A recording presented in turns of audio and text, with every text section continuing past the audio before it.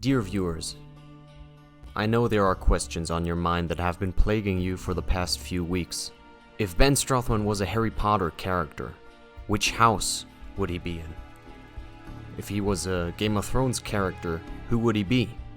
You know, relevant questions, extremely important for the further progress of humanity. Well, fear not. Today, we will answer these questions. We shall acquire these pinnacles of wisdom. So as you guys know, I've ordered a new PC and my parts haven't arrived yet. So it would be extremely unsatisfying to record something like Rainbow Six or a new game that will be coming up once my new PC is set up. And then editing the footage from a worse PC with worse settings and a worse frame rate on my new high quality PC. So I decided to not do that, just strain your patience a few days longer and not make any Rainbow Six content until my new PC arrives. What I will do is the bottom of the barrel of YouTube content. Online quizzes. Yes, I know, every fucking YouTuber in existence has done these. Well, I just realized I haven't. So without further ado, today we'll be satisfying the 12-year-old girl in all of you and me. Satisfying 12-year-old girl FBI, open up! and find out a bunch of things about my fantasy alter egos, I guess.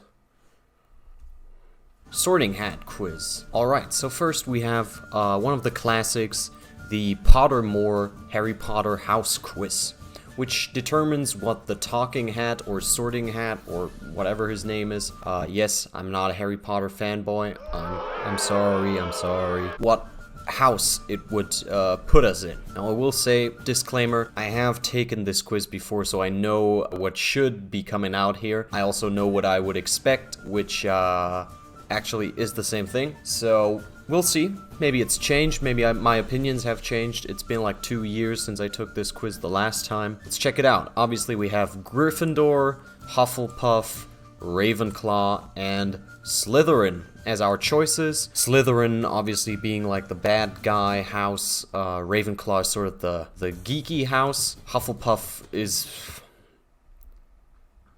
I know I'm gonna be hated for it by Harry Potter fanboys, but Hufflepuff is kind of the dumbass house. And then Gryffindor is like the hero cool house that everyone wants to be in. So where do I take the quiz? Alright, so long story short, I can't reset my house without completely remaking my account because I would have to delete my account because I took the quiz already.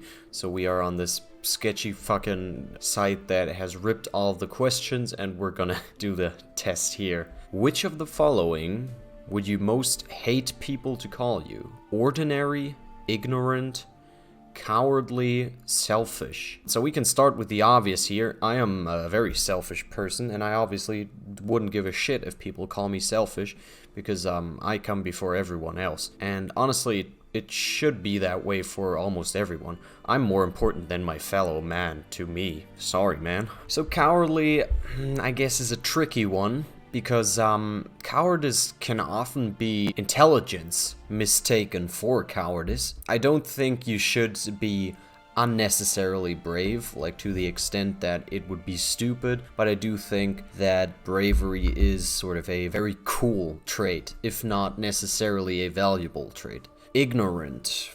I guess I would take most offense with ordinary, because I'm just a very vain person. This one would trigger me. After you have died, what would you most like people to do when they hear your name? So this is an interesting one. Miss you but smile. Ask for more stories about your adventures. Think with admiration of your achievements. I don't care what people think of me after I'm dead. It's what they think of me while I'm alive that counts. So I kind of disagree with the last one immensely, because I don't care what people think. Now let me rephrase that somewhat. It's not that I don't care at all what people think of me, it's that I only care what very specific people think of me, and for others it doesn't really matter. I think a legacy is very cool, like to be remembered as something, but I think to have that you have to have completed certain feats. An example would be Alexander the Great. He conquered a shit ton of countries, so you could find that very epic and very cool, or you could say he was a warmonger, but whatever you say, he has completed this feat. He sort of has a legacy. The only thing that I would care about in this context, if I was Alexander, is that people know that I did this feat, because whether or not people think it's cool or not, that doesn't matter. There's always going to be people on this side and people on this side. But if they remember at all that I did this, there's always going to be people who respect it. I care a lot more about what people are gonna think of me, or rather know of me, when I'm dead than what they do now. I don't really care much about people's opinion. So this is the one. Think with admiration of you achievements. Nice. Think with admiration of your achievements. Given the choice, would you rather invent a potion that would guarantee you glory, or wisdom, or love, or power? Now, one I can X out right away, and this is going to surprise you, is wisdom. I actually believe that wisdom will make you a lot more unhappy. And I say this because I do believe that being less intelligent and relying more on your primal instincts makes you happier. You rely more on what makes you happy in terms of hormones, and you don't think so much about whether it's good or not. I think if you're an absolute genius, you might have quite a bit of psychological trouble being very happy. So I can X out wisdom right away. Now, love is an interesting one. I don't think I need a potion that'll guarantee me love. Love is like a controversial opinion. Love is just a chemical reaction. There's no one love for you. There is a pool of people. Now, this pool might be bigger or smaller depending on who you are, but there is a pool of people who are compatible with you to a degree where most people would think that's the one for me. I'm talking a bunch of nonsense here. I guess power. I'd go for power. How would you like to be known to history? The wise, the good, the bold, the great. I guess this is the coolest one. I think I made my point quite clearly concerning wisdom, and these other two interest me less than actual greatness. Yeah. You enter an enchanted garden. What would you be most curious to examine first? The silver-leaf tree bearing golden apples. The fat red toadstools that appear to be talking to each other. The bubbling pool in the depths of which something luminous is swirling. Or the statue of an old wizard with strangely twinkling eyes. So I guess we have to think in a magical context here, in which case I think the statue of an old wizard would be very interesting to me. I'm very interested in history and sort of ancient, arcane knowledge, whatever. Short intermission. Someone actually contacted me on Instagram and asked me if that was me commenting, because they found a comment of me under a video of, I guess, useful charts. I think that was the one. I watch a bunch of history channels, and I will sometimes comment stuff because I have very wide-ranging knowledge on certain topics, like German history, for instance. And sometimes I see something that's not quite correct, and I will comment beneath the video. So if you see a comment, yes, that's actually me. That's just what my interests are. That's what I do, what I watch in my free time. So let's go for the statue of the old wizard. What kind of instrument most pleases your ear? Violin, drums, piano, trumpet. So I think both the violin and the piano have something going for them. Piano can be sad, can be happy, can be slow, can be fast. You can have a piano and everything. And the same thing kind of goes for the violin. But what I think goes for the violin in addition to that is it has appliance in folk music, and a lot more than the piano. The piano works with very specific songs, very specific topics and time periods, but the violin works with a lot of folk music going back to even medieval folk songs. And just because of that, and also because I'm a big fan of folk music, I will go with the violin. 4 boxes are placed before you. Which would you try and open? The small tortoise shell box embellished with gold, inside which some small creature seems to be squeaking. The gleaming jet black box with a silver lock and key, marked with a mysterious rune that you know to be the mark of Merlin. Okay. The ornate golden casket, standing on clawed feet, whose inscription warns that both secret knowledge and unbearable temptation lie within. Or the small pewter box, unassuming and plain, with a scratched message upon it that reads, "I open only for the worthy." So I think the Merlin box would tempt me the most, but then also, "I open only for the worthy." That sounds kind of interesting. I guess I would try to open this one first, so I guess this one would be intriguing. I would try this one. 4 goblets are placed before you. Which would you choose to drink? The foaming, frothing, silvery liquid that sparkles as though containing ground diamonds. The smooth, thick, richly purple drink that gives off a delicious smell of chocolate and plums. The golden liquid so bright that it hurts the eye, and which makes sunspots dance all around the room. Or the mysterious black liquid that gleams like ink and gives off fumes that makes you see strange visions. Oh, so definitely not this one. I think the first one. Once every century, the flutterby bush produces flowers that adapt their scent to attract the unwary. If it lured you, it would smell off a crackling log fire, fresh parchment, home, or the sea. Both number 1 and number 4 are very alluring to me. I think I'd go for the sea. The troll has gone berserk in the headmaster's study at Hogwarts. It is about to smash, crush, and tear several irreplaceable items and treasures, including a cure for dragonpox, which the headmaster has nearly perfected. Student records going back 1,000 years and a mysterious handwritten book full of strange runes believed to have belonged to Merlin.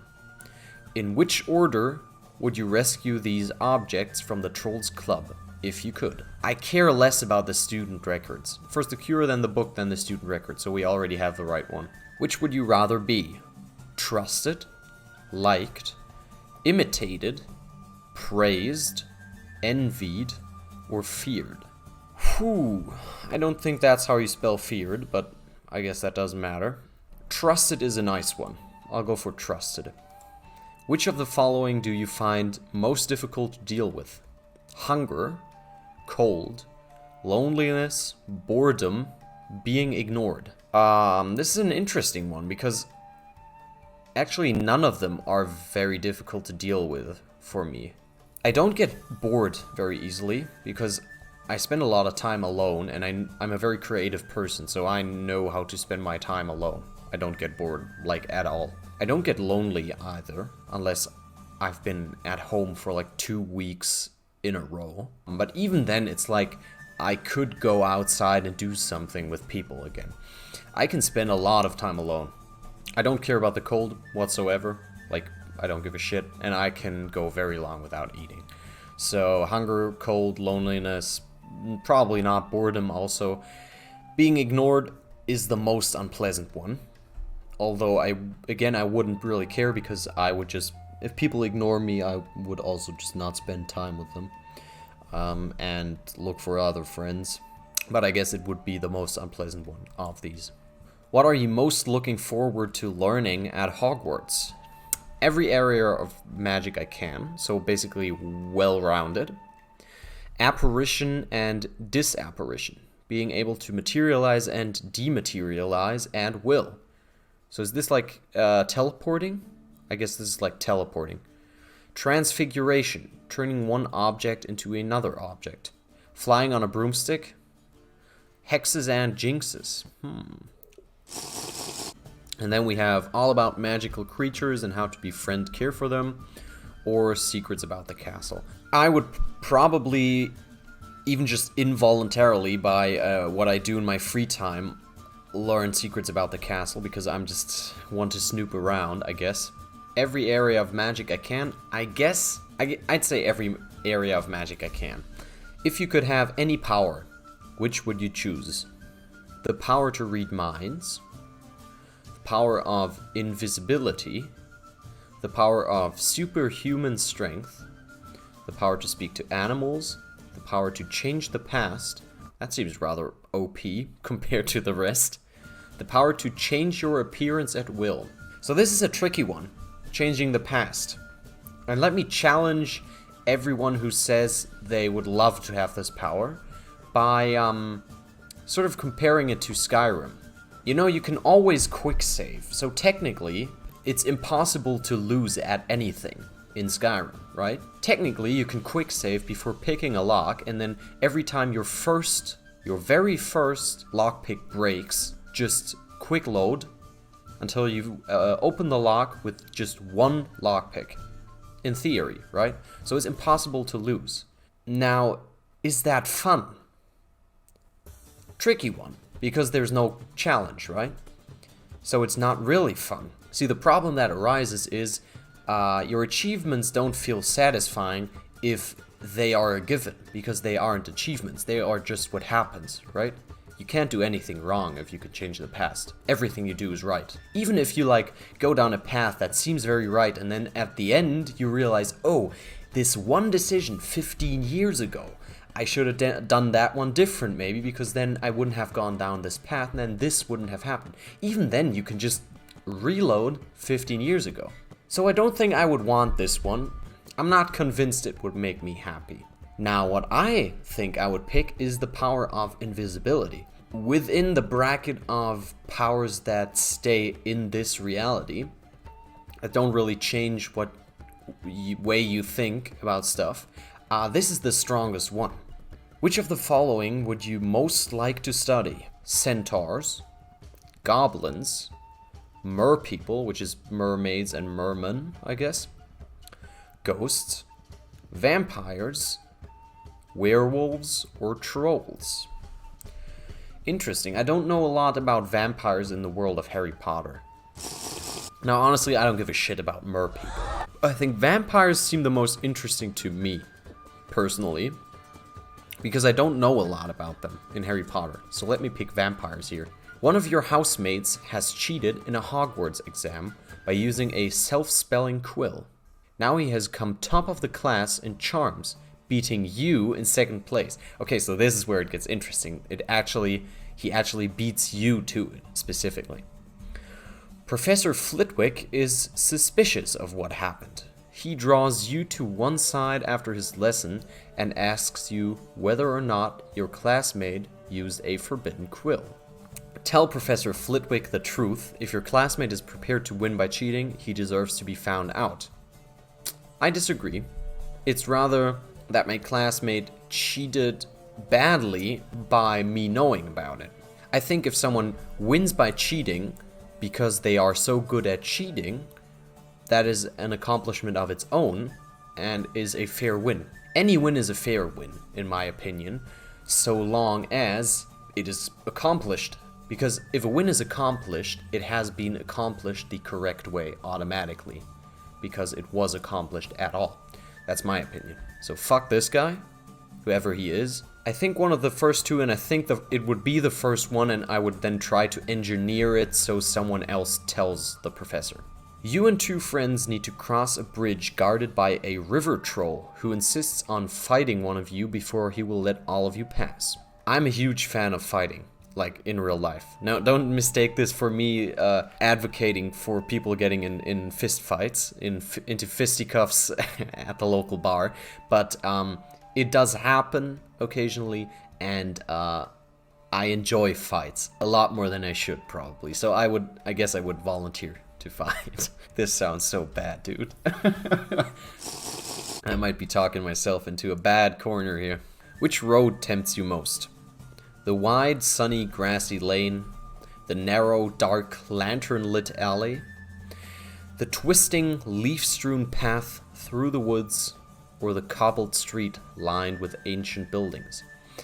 I'm very interested in history, so I also love architecture, so this would tempt me most in terms of just what interests me. Which nightmare would frighten you the most? Standing on top of something very high and realizing suddenly that there are no hand or footholds nor any barrier to stop you falling. Nightmares where I fall just feel the realest in terms of my body for some reason is very good at imitating the feeling of falling in dreams. A lot of the other stuff doesn't feel as real in dreams, but like this falling sensation where your stomach drops, for some reason my body is very good at simulating subconsciously when I sleep. So I guess this one is the scariest. Late at night, walking alone down the street, you hear a peculiar cry that you believe to have a magical source. So if I believe it's something powerful, I'm not gonna go where the cry came from. I'm gonna, like, get the hell out of there. I guess I would proceed with caution. A muggle confronts you and says that they are sure you are a witch or wizard. I guess I'd ask. It would be a very interesting interaction. Dawn or dusk? Dawn. Moon or stars? Moon. Forest or river? Forest. Black or white? I'd say black in more instances. Heads or tails? Heads. Left or right? Left. Submit answers. Let's see what we got.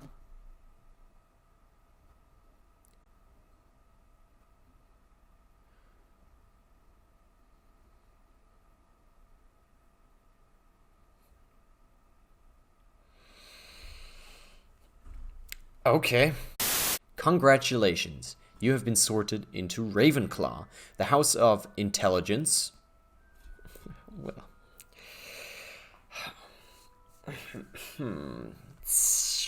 Curiosity, individualism, and wit. You are amongst other Ravenclaws, such as Cho Chang and Luna Lovegood. So I guess I'm fine with Ravenclaw. I have Slytherin as the second most, also very strong here with 74%. So Ravenclaw is only 10% more. This is interesting because the last time I took the test, I got Slytherin. So this is surprising, I guess. But okay. Yeah, Hufflepuff, I got the least, which I guess is satisfying. That makes me happy. I got the dumb house the least. That's cool. I'm good with that. Slytherin, I thought was the house I was gonna get, but Ravenclaw also fits if it's like about curiosity and individualism and intelligence. I guess that fits sort of what I was going for. That sounded very arrogant. Now, if you enjoyed the video, be sure to leave a like down below. And also go ahead and subscribe. If you do subscribe, be sure to activate the notification bell so you get all the subscription stuff that you should actually be getting if you subscribe. I don't know, man, YouTube is kind of weird. Also, be sure to follow me on Instagram. It'll be down below. On Instagram, I keep you guys updated on when I post and when I stream, so if you want to be even more up to date, go follow me there. This has been a very fun video, and I'll see you in the next one. Until then,